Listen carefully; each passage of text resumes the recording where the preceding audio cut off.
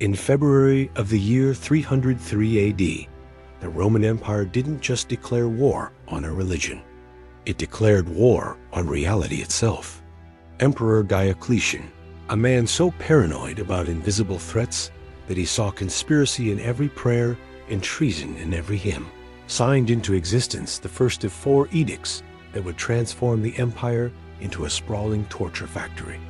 This wasn't about maintaining order. This was about erasing an idea so thoroughly that even the memory of its existence would rot away like flesh left too long in the sun. The edict itself read like a fever dream, penned by a bureaucrat who'd gone mad from lead poisoning. Demolish their churches, burn their books, ban their gatherings, strip them of rank, property, and dignity. And if they resist? Well, Rome had always been creative when it came to making examples out of dissenters. What Diocletian unleashed wasn't merely persecution. It was industrial-scale religious cleansing, orchestrated with the cold efficiency of an empire that had spent centuries perfecting the art of making people disappear. And disappear they did, though rarely quietly and almost never quickly. The man pulling the strings wasn't acting alone.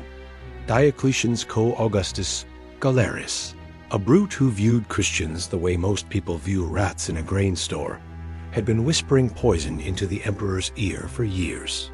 Galerius despised Christians with the kind of visceral hatred usually reserved for personal enemies, not abstract theological differences.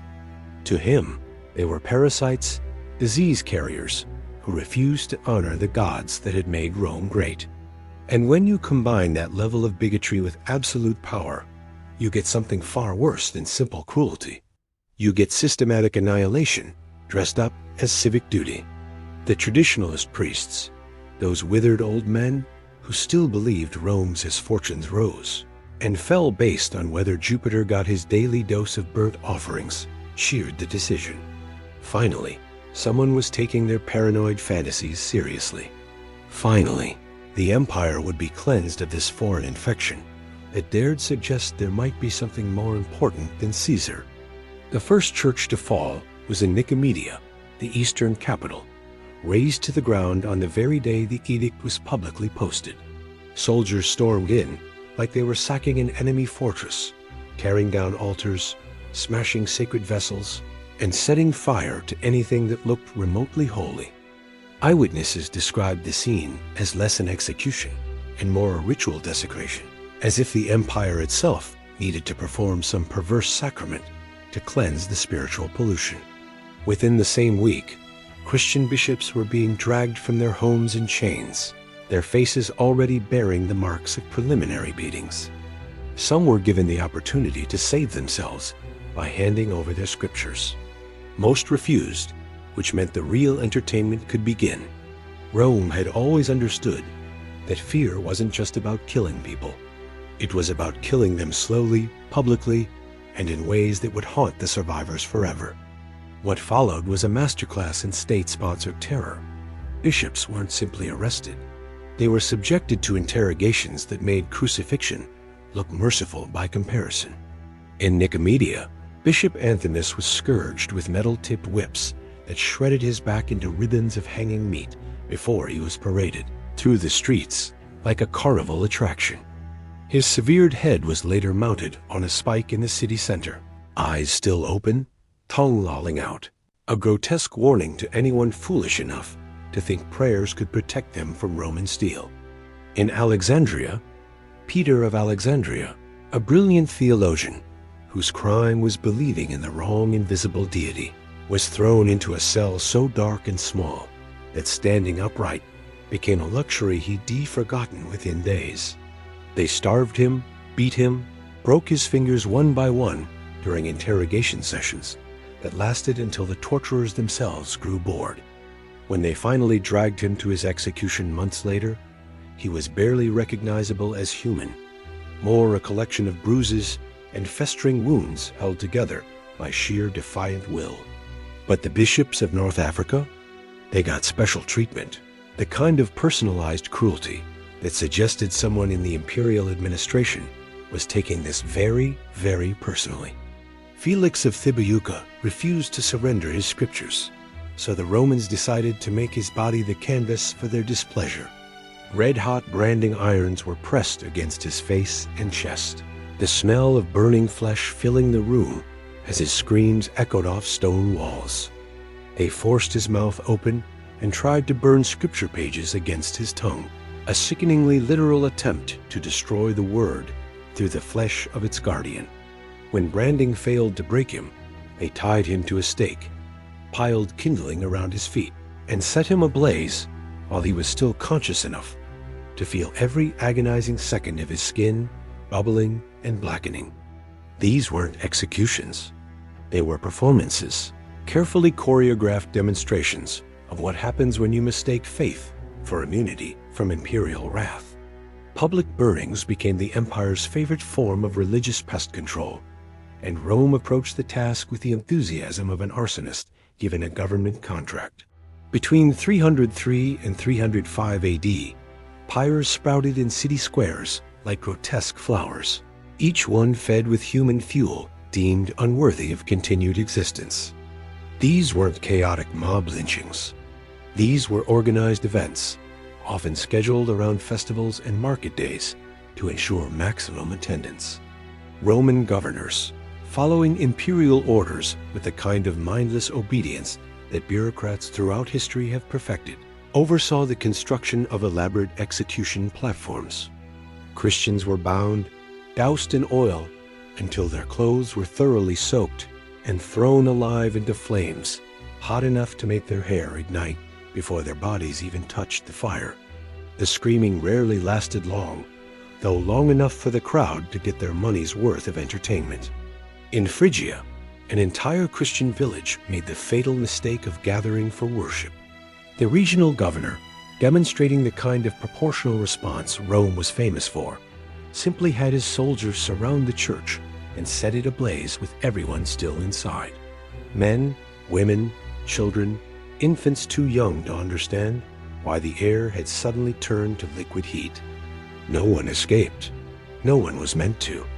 The governor later reported the incident in his official correspondence with all the emotional investment of someone describing a pest extermination job.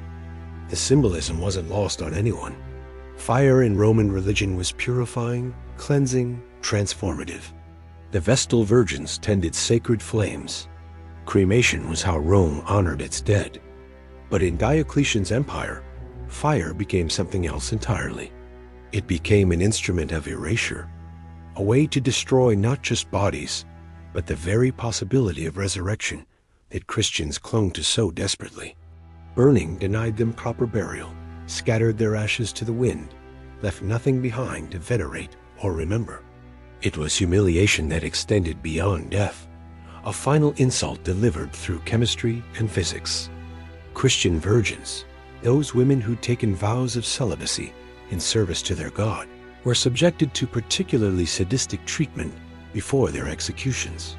They were stripped naked and paraded through city streets, while crowds jeered and soldiers made obscene gestures. Their bodies turned into public spectacles of shame before becoming public spectacles of immolation. The message was clear. Your God cannot protect your modesty, your dignity, or your flesh. Why would he protect your soul? But burning wasn't traumatic enough for all occasions. Sometimes Rome wanted its entertainment a bit more interactive, which is where the arenas came in. Damnatio ad bestias, condemnation to the beasts, was an ancient Roman tradition that Diocletian enthusiastically revived with industrial efficiency. Amphitheaters across the empire became execution chambers where Christians were torn apart by lions, mauled by leopards, and crushed by bears, while thousands watched and cheered. These weren't random acts of violence.